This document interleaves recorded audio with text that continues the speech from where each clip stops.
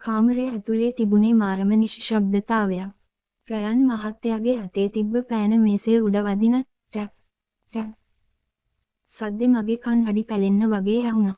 මගේ පපුව ගැහෙන්නේ හරියට රේස් එකක් දුවනවා වගේ. මගේ දෑත් විවුලන්න ගත්ත නිසා මම සහතික ෆයිල් බෑග් එක පපුවට තද කරලා අල්ලාගත්තා. මගේ ඇස් ඉස්සරහා මැවිලා පෙනුනේ ඇඳ උඩ අසරණ වෙලා ඉන්න මම මේ ජොබ් එක අරන් එනකම් බලාපොරොත්තුවෙන් ඉන්න මගේ අහිංසක අම්මගේ මුහුණ විතරයි. එයාගේ බෙහෙත් වලට අපේ වේල් තුන පිරිමහගන්න මට මේ රස්සාව නැතුවම බැහැ. මොකද දිසානායක පාරේදී තිබ්බ සද්දේ කෝ දැන් නැට බිම දාගත්තා වගේ. රයන් මහත්තයා Tamanගේ ලොකු පුටුව පිටිපස්සට කරලා කකුල් දෙක මේසේ උඩින් තියාගත්තේ මාව මිනිස්සෙක්වත් ගණන් ගන්නේ නැති ලීලාවකින්. වතු මැනේජර් පෙරේරා මාමා බයෙන් වගේ රයන් මහත්තයා දිහා බලලා ඊට පස්සේ මගේ මඩ ගෑවුණු ගවුම දිහා බැලුවා. පෙරේරා මාමාගේ මූණේ තිබුණේ ලොකු අසරණකමක්. මේ සිනුරි දුව අපේ වත්තේ හිටපු පරණ සුපර්වයිසර් දිසානායකගේ දුව. ළමයා කැම්පස් එකේ සෙකන්ඩ් ක්ලාස් අප එකක් ඇකවුන්ටින් ඩිග්‍රී එකට අරන් තියෙන්නේ. හරිම දක්ෂයි. වත්තේ වැඩ කටයුතු ගැනත් පොඩි කාලේ ඉඳන්ම හොඳ පළපුරුද්දක් තියෙනවා. පෙරේරා මාමා මගේ පැත්ත අරන් රයන් මහත්තයාගේ හිත නිවන්න උපරිම උත්සාහ කළා. නිශ්ශබ්ද වෙනවා පෙරේරා. රයන් මහත්තයාගේ කටහඬ මුළු බංගලාවම දෙදරා යන්න වගේ ගිගුරුම් දුන්නා. පෙරේරා මාමා ගැස්සිලා කට වහගත්තා. රයන් මහත්තයා කෙලින් ඉඳගෙන මගේ දිහා බැලුවා. ඒ ඇස් දෙක මාරම කළුයි. ඒ වගේ කිසිම කරුණාවන්ත ගතියක් තිබුණේ නැහැ.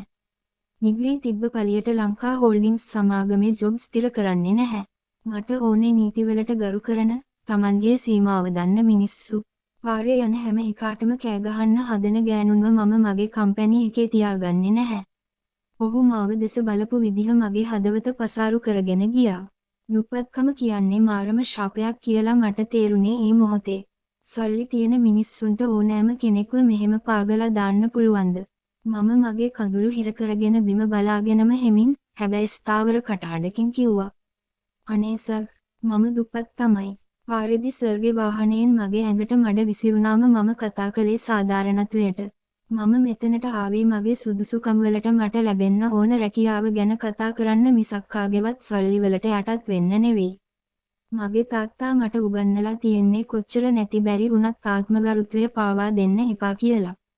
රයන් මහත්තයා මගේ කතාව අහලා මොහොතක් ගොළු වුණා. එයා බලාපොරොත්තු වෙන්න නැතුව ඇති මම වගේ ගමක කෙල්ලෙක් එයාගේ මූණටම මෙහෙම කතා කරයි කියලා. එයාගේ ඇස්වල පුදුමයක් වගේම අමුතුම තියුණු බැල්මක් ඇඳුණා. ඔහු කුරිරු විදිහට hina වුණා. හරි, මම තමුසෙව රිජෙක්ට් කරන්නේ නැහැ.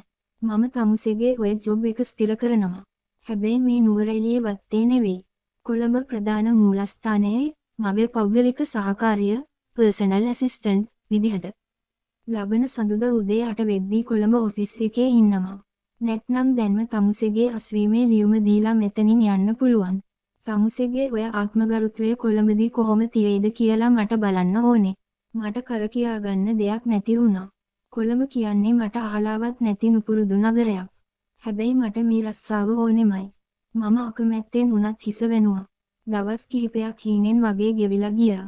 කොළඹ ඔෆිස් එකේ 32 වන තට්ටුවේ රයන් මහත්තයාගේ ප්‍රධාන කාමරයට මම ඇතුළු වුණේ හිතේ ලොකු බියක් සහ ව්‍යාකූලත්වයක් තියාගෙන. ඒ විශාල ගොඩනැගිල්ල, විදුරු බිත්ති, හැඩකාර ඇඳුම් ඇඳපු මිනිස්සු දැක්කම මට හිතුනේ මම වැරදි ලෝකයකට ඇවිත්දෝ කියලා.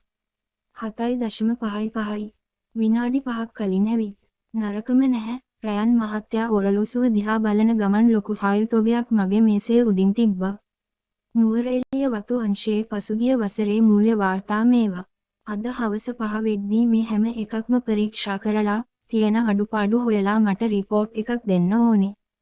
තමුසෙගේ කැම්පස් ඩිග්‍රී එකේ දක්ෂතාවය මට අද බලා ගන්න පුළුවන්. මම කිසිම කතාවක් නැතුව මගේ මේසයෙන් වාඩි වෙලා වැඩ කරන්න ගත්තා.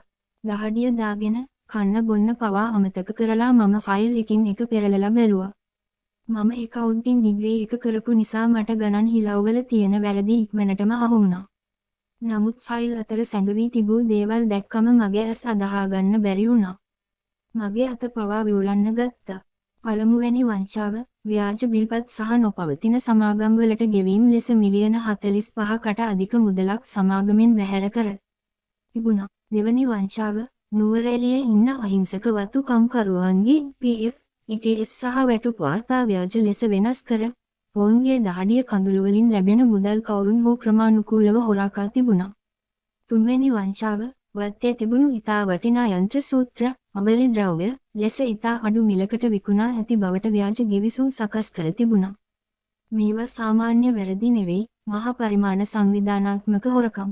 හවස 4:45 වෙද්දී මම ඒ හැම සාක්ෂියක්ම එකතු කරලා වෙනම වාර්තාවක් සකස් කරගෙන රයන් මහත්තයාගේ කාමරයට ගියා.